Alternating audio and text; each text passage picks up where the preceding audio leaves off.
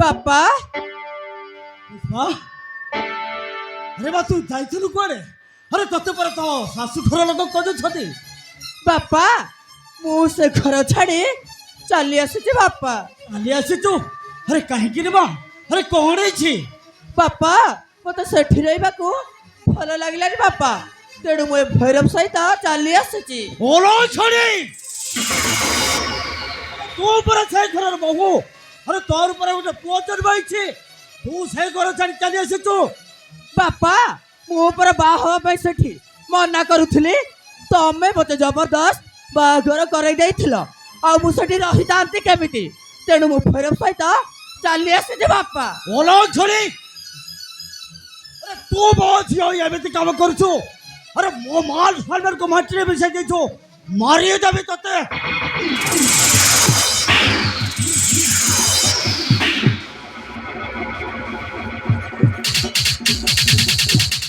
ସାହେବ ନିଜ ଝିଅ ବିରୁଦ୍ଧରେ କାହିଁକି ହାତ ଉଠାଉଛନ୍ତି? ସେ ଯାହା ବି କରିଛି ଭଲ କରିଛି। ଆଜିଠୁ ମୁଁ ତମ ଜ୍ୱାଇଁ, ଆଉ କହିବ ଯଦି ମୁଁ ତମ ଘର ଜ୍ୱାଇଁ ହୋଇ ତୁମର ସେବା କରିବି। ଚୁପ୍ କର।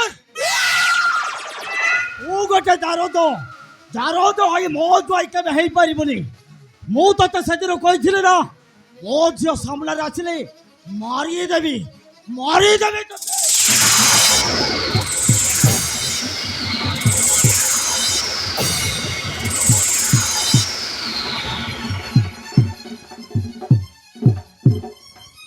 ବାପା ଏ କଣ କରୁଛ? ଆଉ ବେଶୀ ଗରମ ନ ହେଇ ଆମକୁ ଝିଅ ଝୁଇଁ ବୋଲି ଗ୍ରହଣ କର, ଆଉ ତମର ସବୁ ଯାକ ସମ୍ପତ୍ତି ମୋ ନାଁରେ ୱିଲ୍ କରିଦିଅ। କଣ କହିଲୁ? ତମକୁ ମୁଁ ସମ୍ପତ୍ତି ଦେବି? ହଁ ବାପା। ନା, ମୁଁ ମରି ଯାଇପାରେ, ହେଲେ ମୁଁ ତମକୁ ସମ୍ପତ୍ତି ଦେବିନି। ମୁଁ ତମକୁ ଗୋଟେ ଜିନିଷ ଦେବି, ସେଇଟା ହଉଛି ମୃତ୍ୟୁ। ମରି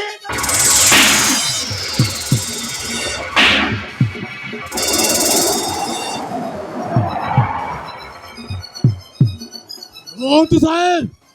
ପୁଷ୍ପା ଆମ ଜୀବନକୁ ବଞ୍ଚାଇବା ହେଲେ ତମ ବାପା ଉପରକୁ ହାତ ଉଠାଇବାକୁ ପଡିବ। କୁହ ମୁଁ କଣ କରିବି? କଣ କରିବ? ମୁଁ କହୁଛି ଶୁଣ।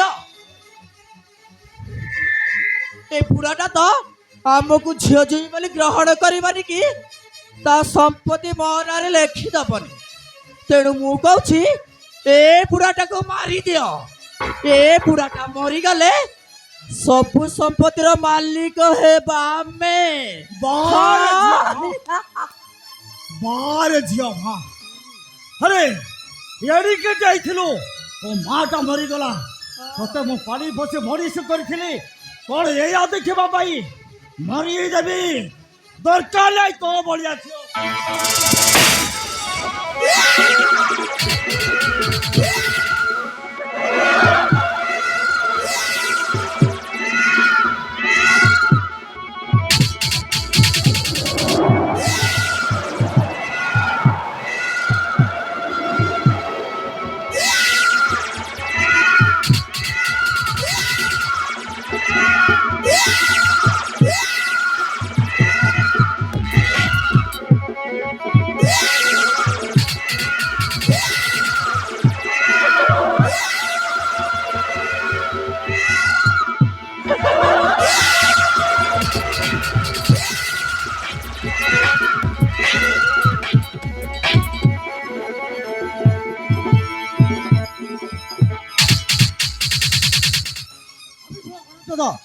আমি ছোড়া হারাম দাদা, তো ওদিয়ারে হতো তাহলে এই যাই লবি দিবে, তুই ছোড়া মরিস না রাখিয়াস হবে। জগল তুমি আসিগল জগল, এই দেখো জগল, ଏ ମାନେ ମୋ ସହିତ କେମିତି ବ୍ୟବହାର କରୁଛନ୍ତି? ଆପଣ କିଛି ଅସୁବିଧା ହବନି, ଆପଣ ଯାଆନ୍ତୁ, ଏମାନଙ୍କ କଥା ଆମେ ବୁଝିବୁ। ଖାଲି ଏମାନଙ୍କ କଥା ନୁହଁ, ଏଇ ଅଲକ୍ଷଣୀକୁ ମୁଁ ମାରିଦିଅକୁ। ବାପା ମୋର ଭୁଲ ହେଇଯାଇଛି ବାପା, ମତେ କ୍ଷମା କରିଦିଅ। ଦରକାର ନାହିଁ, ମାରିଦିଅ।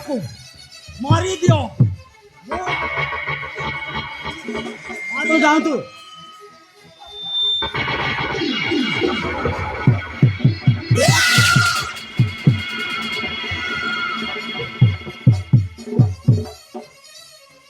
ଭୈରବ ମତେ ଲାଗୁଛି ଆଜି ଏମାନେ ଆମକୁ ମାରିଦେବେ। ଏବେ ଆମେ କଣ କରିବା ଭୈରବ, କଣ କରିବା? ଚିନ୍ତା କରନି ଡାର୍ଲିଂ, ମୁଁ ପରା ତମ ପାଖରେ ଅଛି। ଏତେ ଡରୁଛୁ କାହିଁକି? ଆମେ ଜଗନ ତମେ ଦିଟା ହାତରେ ମରଣ ମୁଖକୁ ଆସିବ ସାହସ କଲ କେମିତି ବେ? ଆଜି ମୋ ହାତରୁ କେବେ ଯାଆନ୍ତେ ନାଇଁ ଭାଇରେ ପାରିବେନି। ମିଛ କହୁଛୁ, ଆମ ମରଣ ନୁହେଁ ବରଂ ତୋ ମୃତ୍ୟୁକୁ ଆମେ ସାଥିରେ ନେଇକି ଆସିଛୁ। ସ୍ୱୟଂ ଭଗବାନ ଆସିଲେ ବି ମୋ ହାତରୁ ତତେ କେହି ବି ବଞ୍ଚେଇ ପାରିବେନି ଆରାମ ଦାଦା। ଏଇ ଦେଖ ମୁଁ ତୋର କିଏ ଓ ମୋର ଘରଟା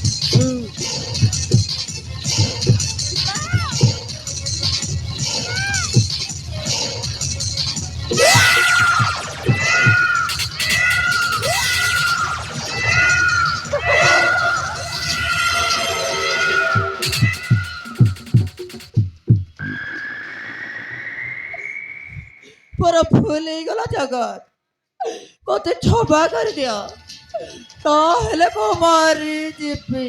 ନାଇଁ ବେ, ତୁ ଗୋଟେ ନାରୀ ହେଇ ଏତେ ନର୍କ ହେଇଗଲୁ। ସ୍ୱାମୀ ସଂସାର ଛାଡ଼ି ସେ ହରାମଜାତ ସହିତ ଚାଲିଗଲୁ। ଏ କାମ କରିବାକୁ ତତେ ଟିକେ ଲାଜ ଲାଗିଲାନି? ଥରୁଟେ ପାଇଁ ମତେ କ୍ଷମା କରିଦିଅ। ଏମିତି ଭୁଲ ଆଉ ମୁଁ ମୋ ଲାଇଫରେ କେବେ କରିବିନି। କ୍ଷମା କରିଦେବି? ତାହେଲେ କହ ବେ, ମୋ ପୁଅକୁ ନେଇ ତୁ କୋଉଠି ରଖିଛୁ? ଆବେ କହ। ମୁଁ ସେ ଭୈରବ କଥାରେ ପଡି ଆମ ପୁଅଟାକୁ ସେ ମନ୍ଦିରରେ ଛାଡ଼ି ଦେଇ। ନାଇଁ ବେ, ତୁ ଗୋଟେ ମା ହେଇ ଜନ୍ମ କରିଥିବା କଅଁଳା ଛୁଆକୁ ଛାଡ଼ି ଦେଇ ଆସିପାରିଲୁ? ଇଚ୍ଛା ତ ହଉଛି ମୁଁ ତୋତେ ଆଜି ଜୀବନରୁ ମାରିଦେବି ହରାମ ଜାତି।